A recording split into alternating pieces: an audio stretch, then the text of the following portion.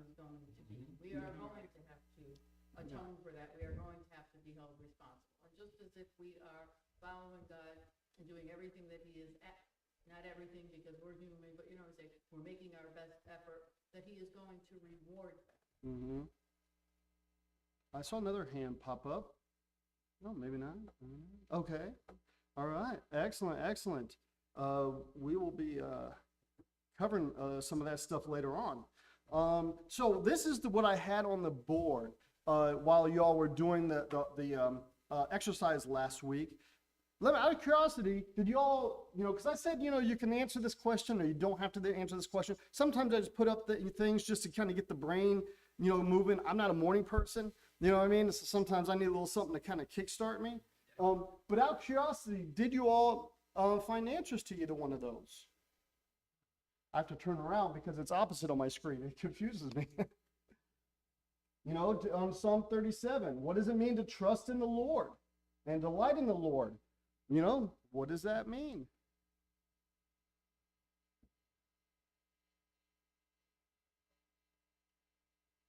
I guess it just means to remember, God's promises. And that is not an easy thing to do all the time. Yeah, you're right. Especially like your question says, if things seem unfair around us, it's easy to question why or how or why is this about. But we have to remember that, God is in control and he knows what he's doing. Yeah, that's a good, very good, very good. Anybody else? Yes, Rainier. I can think of the psalm, I can't remember exactly which one it is, where David said, I was glad when they said unto me, let us go into the house of the Lord. Mm-hmm. And you think of sometimes in our lives where you're like, okay, well now I gotta go to church or I gotta do this.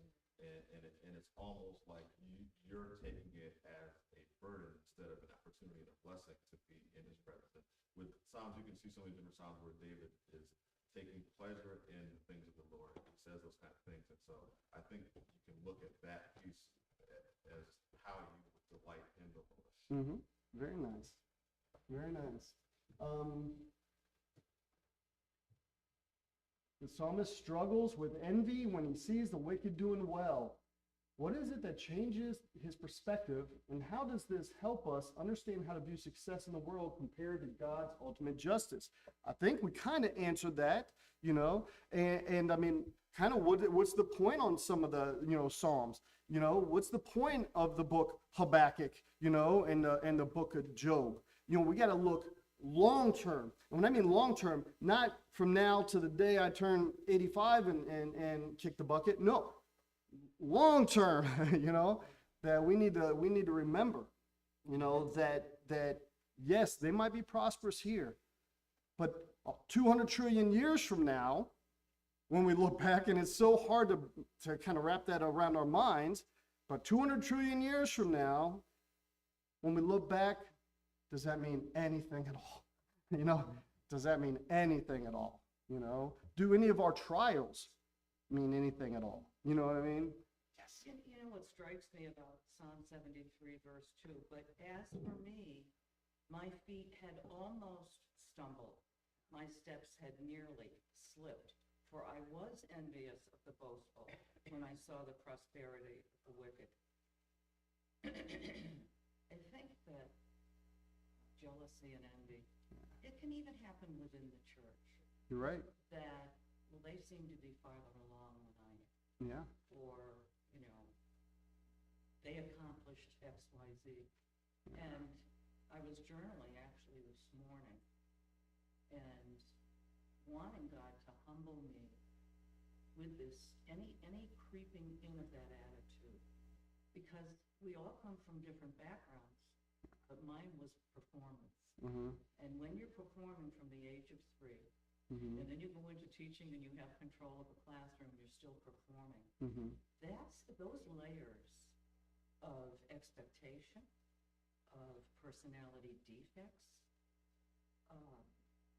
they have to be worked on diligently. Oh yeah. And so when he says he almost, I admire him for being so transparent, mm-hmm. because I think the only way for us to grow is to admit these things. Yeah. And it humbles us. Yeah.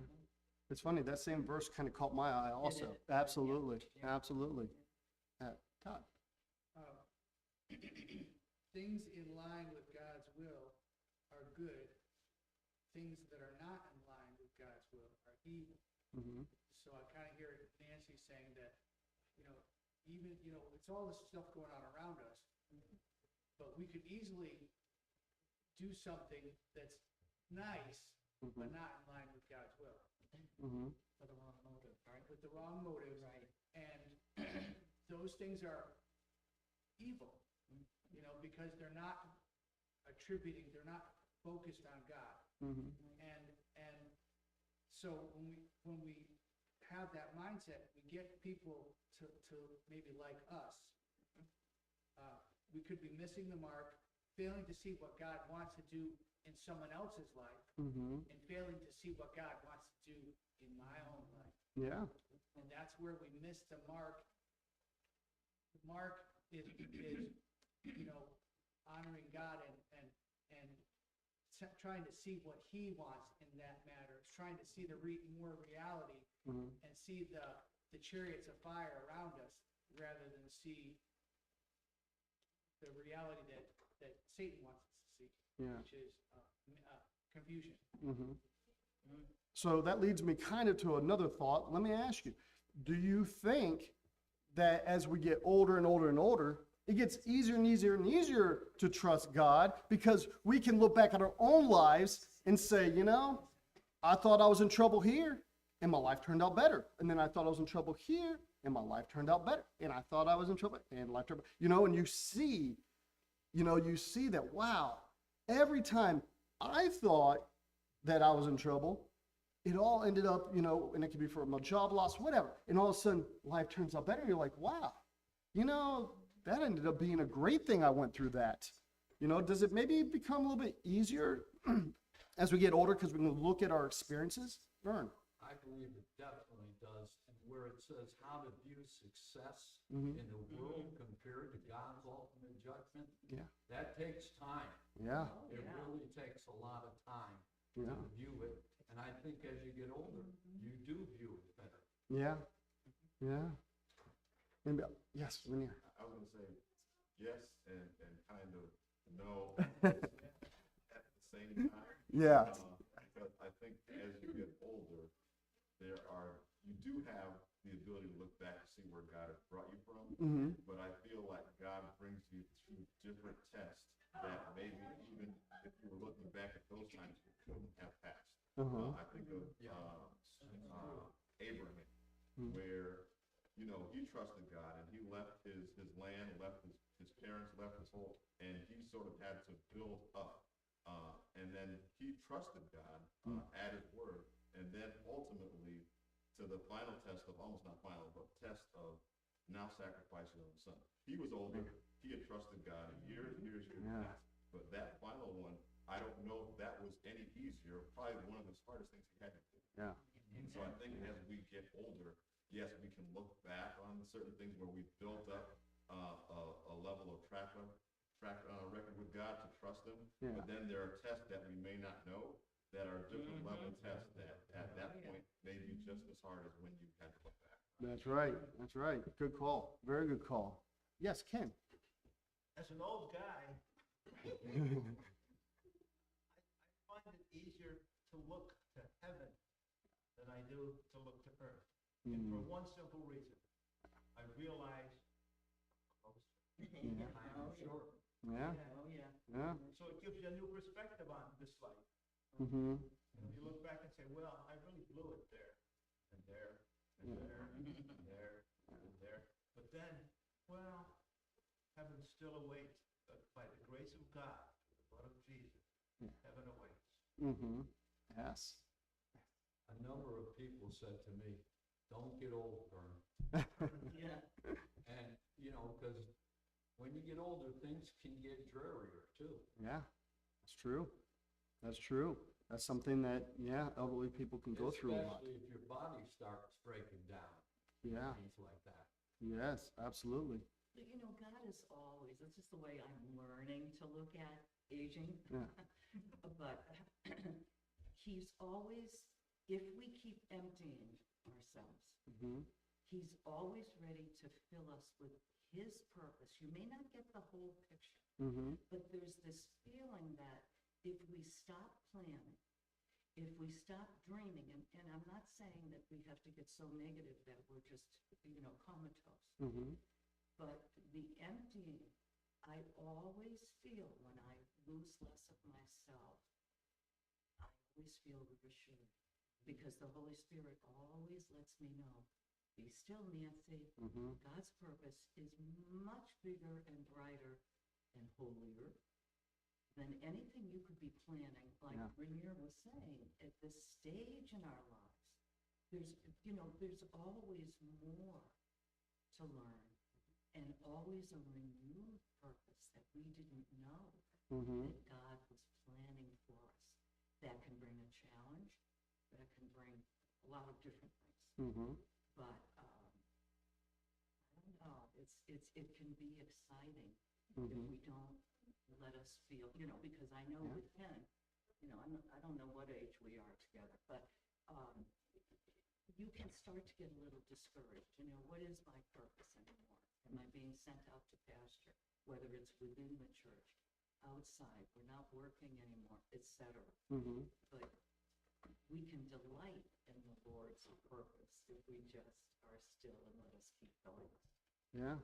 I mean, my grandmother's 99 years old, 99, and she always has a huge smile on her face and says that she's happy to be alive because life is a blessing. Life is a blessing, Yeah. Let's see what other, wow, I push that up there too high. Sorry about that. What do both these Psalms teach us about the danger of comparing our, well, I'll tell you what, instead of doing that, I'll let you all kind of look at these questions, and I'll let you decide what ones we're gonna discuss. Okay? Let's do that instead. So take 30 seconds and read those.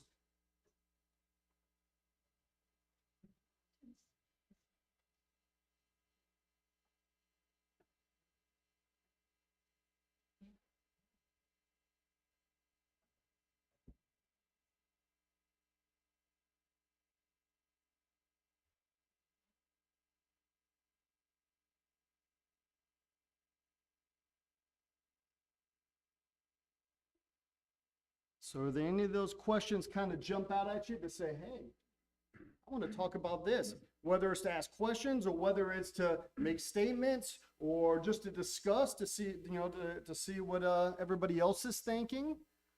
Do any of those jump out, Alan? The first one, what Okay. do the Psalms teach us about giving preparing our lives goes with enough, this came to mind is we see the world obviously different than anybody who's not in Christ.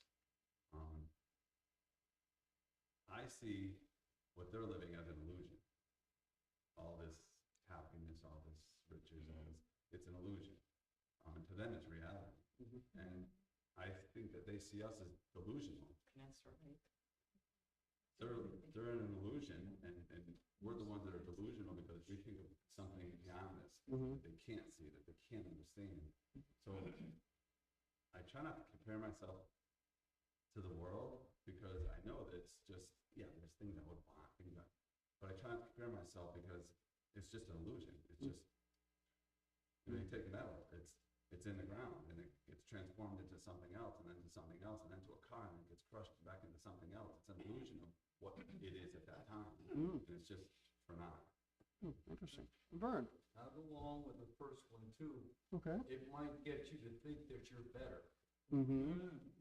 And I'll tell you, that's what can definitely happen to you. Oh, I'm okay. They're wrong, that's the danger. Mm-hmm. Yeah. Veneer. Kind of the first one, Okay. and the second one almost kind of together. Yeah. Where you say, what are the dangers of comparing our lives? And I think Nancy had alluded to it earlier with that first, with David being transparent where he says, but as for me, I almost slipped. I nearly lost my foothold. Because he's looking at what he perceives as the unjust, seeming to thrive. Mm-hmm. And we can look at those people and think those things, and then start to lose confidence and faith in God, and not even be thankful for where we are, or even how far He's brought us. It's like, well, He didn't bring me here, or I didn't get here. Look at this person, and I sort of see even the verses that He's mentioning, saying that they have no problems and no struggles. And I can think of even one of my friends in high school. And you look at his life and you think he's great. I mean, go over his house, his 4,000 square foot home. It looks like everything's perfect. But I knew years later that his father was abusing him and some other things and going on. And so you can look from the outside in and think that they're prevailing and everything is great. But from the inside, even this perception is not real. What people go through, it may seem like everything's great, but they're not. You look at in the world we live in now, where everything is FaceTime and living your best life, and you put those things for people to see when it's actually not that. Yeah. So he resets himself. I think that's the danger we have, is that we can compare ourselves to something that's not true. Kind of like Alan said. Absolutely. In fact, you touched on something I was actually going to even mention, and about the social media, that this is a problem that we all struggle with, but especially hits the young so hard, the youth. You'll see all these new, videos where people will go and brag about how, hey, I used to be poor, but then I started doing this sinful thing, but it pays great. It pays great. And now look at the house I have. Look at the car I'm driving. Really, is it all that big of a deal that I'm just committing this little sin, but I get all this? What a terrible message that is, that they see just pounded on them all the time. Nancy and then Paul. The movie Wall Street exhibits this perfectly. Both Charlie Sheen and one's the father, one's the son. Yeah. Martin Sheen. Okay. And in the end, this guy compromised his morals. He sold his father's plane company short. He did everything illegal, but he had the penthouse, the women, the wine, the song, everything. Yeah.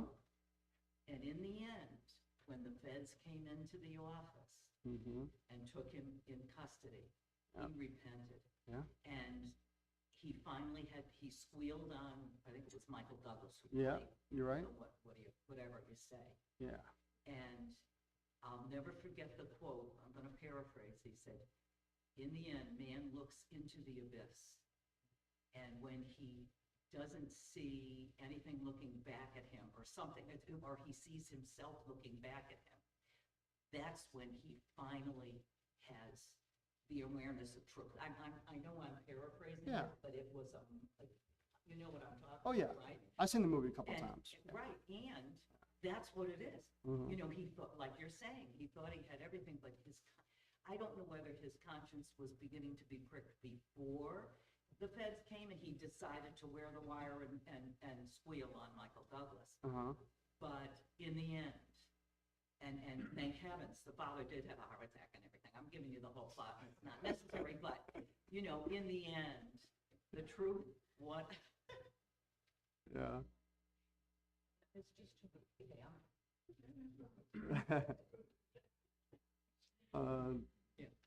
Paul. I just wanted to say good morning, brothers and sisters. Good morning. Wanted to say, Good morning. if somebody's in a position and say, look at the car I drive, what kind of property I own, my house and everything. Are those really criteria for the end goal for a person? What did Jesus Christ say?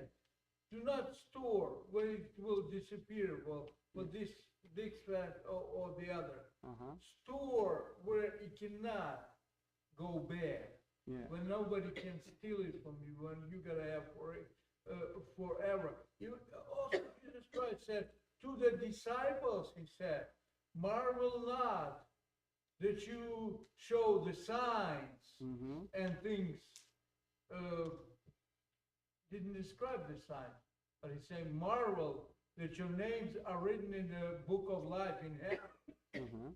That's the criterion. That's right. That's the goal. That's right. That's the goal. That's the purpose. That's the goal. That's the purpose. Yes.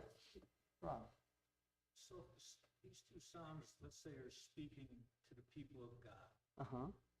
At that time, as they're speaking to the Israelites, you only see who we are as God's people and who those who are not God's people, what they're going to get. Uh-huh. But you see nothing in that psalm about the concern for those people. Yeah. So I think when in the church age, when this psalm speaks to God's people, Uh-huh. the Israel of God, the church, I think it sparks a different attitude. And that our mission is what they're blinded to, is to see where we are, Uh-huh. where we're going, and where the unrighteous are going. That should move us to reach them, to bring them into where we are. You don't see that in any of the verses, in any of these two Psalms. You don't see the concern of blood Israel Yeah. being so concerned about those lost, only that they're going to get theirs. We're suffering now and they got everything, but they're going to get theirs. Uh-huh. Almost like he's Yeah. our God Yeah. and he's going to take care of them. Uh-huh. But we need to look at this in a different light. Yeah. He's everybody's God that would accept him. We need to be concerned for Oh, those who are absolutely. going to get theirs. Not like Yeah. we're going to get it in the end and they're going to That's see right. what they missed. But Yeah. we need to reach out. Yeah. Off the top of my head, I could be wrong, but I think the very next psalm is actually dealing with that, the concern for others. But I could be wrong on that. But you're absolutely right. Jesus gave us our marching orders. Go. Go. And we shouldn't settle for people, who, that we can help steer them to the truth. That hey, you're looking at the now. You're looking at the now. But this now is temporary. It's temporary. Anything else on any of these questions before we're going? Number 5, Yes. when we feel our faith starting to slip, as the psalmist describes. Yeah. I think that, it's, you see your attitudes slipping, and seeing the wrong reality. You're blinded with the wrong reality that this is the way it is. Mhm. Seeing God's realities. And I like the very last verse of Psalm 73. But as for me, the nearness of God is good for me. That's right. That's like the key to the whole thing. That's right. That's our faith. Yeah. That you're right. I have made the Lord my God my refuge, Yeah. which is quite a big thing, Yeah. so that I may tell of all your works. Uh-huh. Which goes to Rob's point Yeah. that this is so that I may be obedient Yeah. and tell of God's works, not so that I may lift myself up, look Yeah. how good I am, but so that I may tell others, the people that we're supposed to care about, the people that we're talking about, that we're envious of, Yeah. that God's works. Yeah. Good. Very good. Very good. Anybody else? All right. Let's see what the next slide brings us.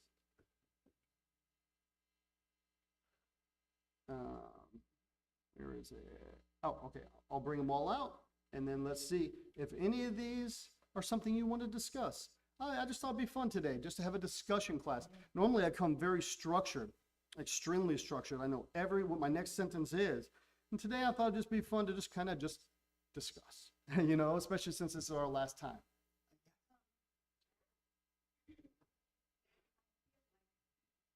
Without doing much in-depth study myself, Uh-huh. I feel like in 73, he finally says, I was envious of this. I don't understand this. I don't understand why I'm following you and I'm not getting all these supposed blessings. I don't understand it. Until he went into the sanctuary. Yeah. Sanctuary. Now, what does that mean exactly? Mm-hmm. Sanctuary. Then he understood it. Yeah. It all made sense to him. Mm-hmm. That's right. I mean, what would you say is the sanctuary? How can we define it? I actually read something on that, and I'll be honest, I don't remember the answer that the commentator. Anybody else know? Alan? I I'd be willing to venture that beforehand, he was mentally living in the world. I don't want to have these things, want these things. When he went to the sanctuary of God, he actually went into the presence of God, went into the relationship with God, got closer to God. So you think got of a connection with God. symbolic. Yeah, Sense, exactly. gotcha. That's where we get it. That's where we get the connection and the change of heart, I guess you could say, or change of our thought about it. Mm-hmm. As you get closer to God, you start going to the quote-unquote sanctuary of God. Mm-hmm. Interesting. Yes, Vern. We sing a song, "Be still and know that I am God." Yeah. And to me, I believe that means you're in a calm and peaceful place because you're listening to what God is saying to you. Mm-hmm. And you're in a calm and peaceful place with it. You know, 13 years ago, when I was going through cancer and I didn't know if I would live or not, that was the number one song I sang.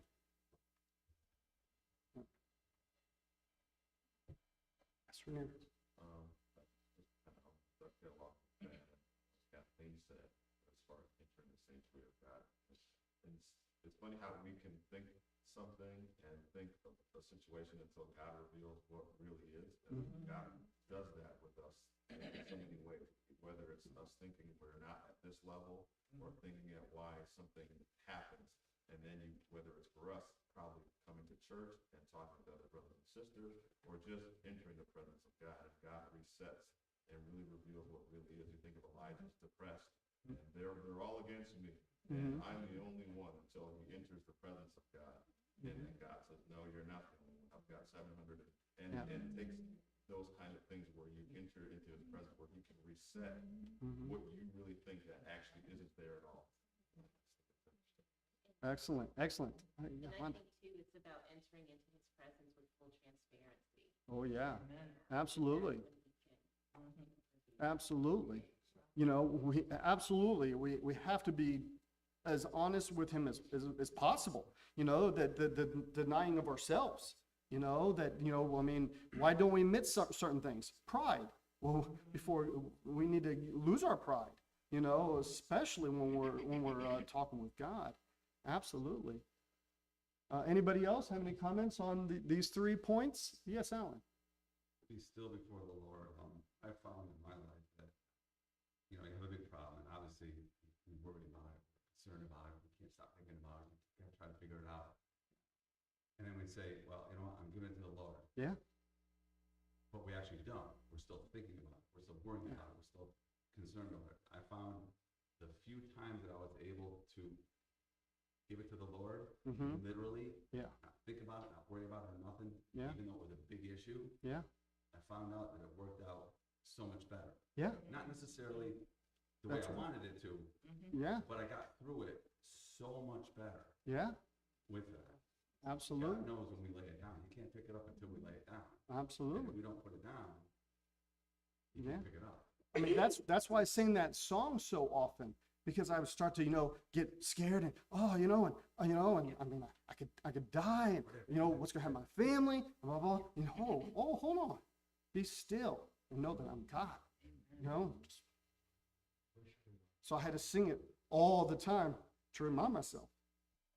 Yes. The sanctuary, its original meaning, Mm-hmm. is sacred place Mm-hmm. or shrine. Yeah. And to my way of thinking, it could be even, excuse me, a special temple or some special place, Mm-hmm. a place that you go that is special, that is private. Yeah. alone. And it could have dual meaning, you know, you know, it could have dual meaning. It could be a place, but also symbolic, you know, a place where, you know, absolutely. Anybody else have any comments on these? All right, let's move on.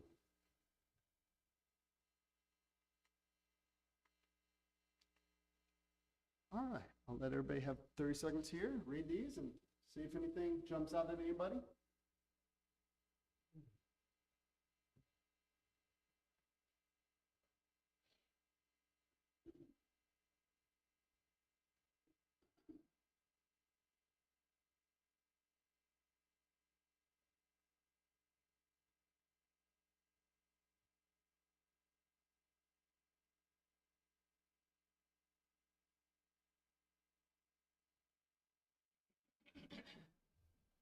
All right, do any one of these three jump out at anybody? Anybody want to comment, question, concern? Well, I think verse 7 says what, we've been talking about there. It says, rest in the Lord Uh-huh. and wait patiently for him. Yeah. Fret not thyself because of him who prospereth in his way, Mhm. because of the man who bringeth wicked devices to pass. That's what we've been talking about verse 1, I believe. Yeah. Yeah. Anybody else?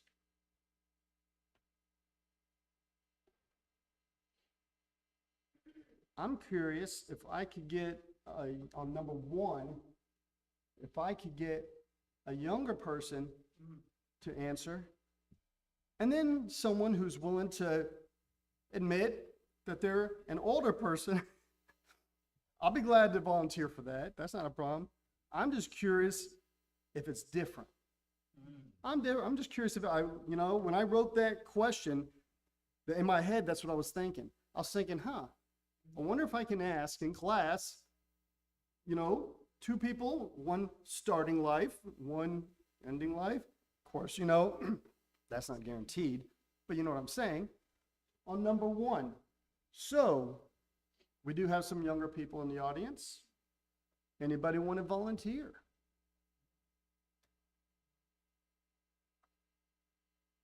I see a smile. Would you like to?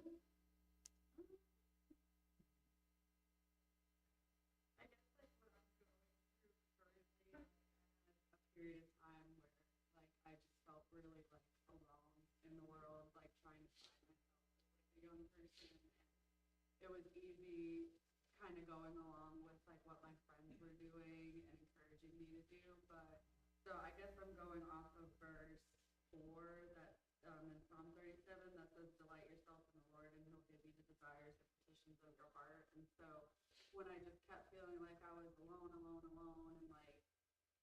just doing things in the world, I still felt alone. And then praying, really making prayer a priority, and for it almost was I wanted God and his love to be enough for me to not feel alone anymore. And then I started just wanting to come to church more and be a part of the young adults group. It's been really great. And I started feeling I actually had a community that was real to me and that I could learn from more, and those feelings of, being lost and alone and just looking for the right things to glorify God and stuff has come from that. So I think that kind of goes with that verse that delighting yourself in God, he'll answer what you really actually need. So that's been my experience. Excellent. I love it. Thank you, Hannah. I appreciate that. Ken, can I pick on you? Because earlier in class, you mentioned that you were one of the older gentlemen in the group. What verse in Psalm 37 jumps out at you? I'm curious if it'll be the same as Hannah's, or if it's going to be different. If you need time to think, I can actually go to the next slide and come back. That's not a problem. Would you like? What comes out to me right now is wait for the Lord and keep his way. He will exalt you to inherit the land. When the wicked are cut off, you will see it. And what that says to me is that at the end of my life, I will inherit good. Yeah. The wicked, simply because of Jesus. The wicked will inherit evil. Thank you. Oh, yes. I'm approaching maturity. No, not at all. But anyway, at verse 25, I'm young, but now I'm old. Yet I've never seen the righteous forsaken or seen begging bread. That is the verse that resonates with me the most. Yeah. Because I've seen it, right? I've seen it manifested in our lives. I've seen it manifested in, other, people's lives who, who love God and follow God. It's like, if we follow his ways, he will never, ever forsake us. And he will always supply our every need. Yeah. Some of our wants, for sure, but Yeah. all of our needs. And so that has definitely helped to, me to, keep my faith. Mm-hmm. There's an expression that says, in the end, it will all work out. And if things haven't worked out, then it's not the end. Uh-huh. So I feel like that kind of goes hand in hand with that verse. Mm-hmm. So, Oh, very nice. Anybody else? We have time for one, maybe two more people. Anybody else? No? All right. I mean, just because we have 2 minutes, I'll talk about 73. Just some interesting things. Psalm 73 through 89 is where the start of the book 3 of Psalms starts. Psalms is broken up into 5 books. I don't know if maybe next time, if I am thrown into teaching, maybe we'll discuss that. This section here includes the Asaph group, Psalm 73, 83, with Psalm 50 in book 2 as the only other Asaph psalm. Book 3 is primarily Elohimic, focus on God as Elohim, with Sons of Korah psalms being prominent in book 4. Sons of Korah. What Sons of Korah is? Does anybody know what Sons of Korah is? Korah in Numbers, about Numbers chapter 16, he led a rebellion against Moses and Aaron, but he lost. But nonetheless, God said, hey, all his relatives, they had nothing to do with it. And so we're going to hold only Korah, responsible. And so his family was so appreciative that they weren't, held for the sin of the one. They all, became more faithful. They wrote a lot of Psalms. They talk about how thankful they are to God and how much they love God. But we can talk about that later. And then David, him, and Ethan are also 3 of the individual psalm writers in this book 3. So just some interesting things. Maybe even, a forerunner for the next time I teach, So I hope you all enjoyed this study.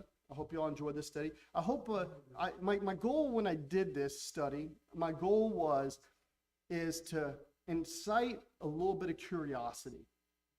And really mostly for myself. I've always been very honest, whether here or at the school I teach, that I don't like poetry. I don't like it. And so hence I tend not to read. This is easily by far the book in the Bible I read the least, and Simon Close.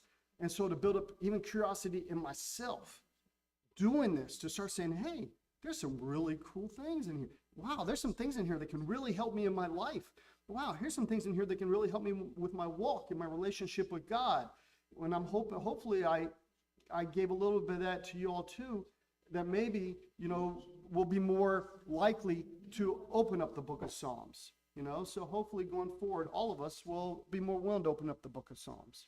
So, all right, well, thank you for your time. And, let's get our hearts and minds ready for worship. And thank you for everything. Thank you.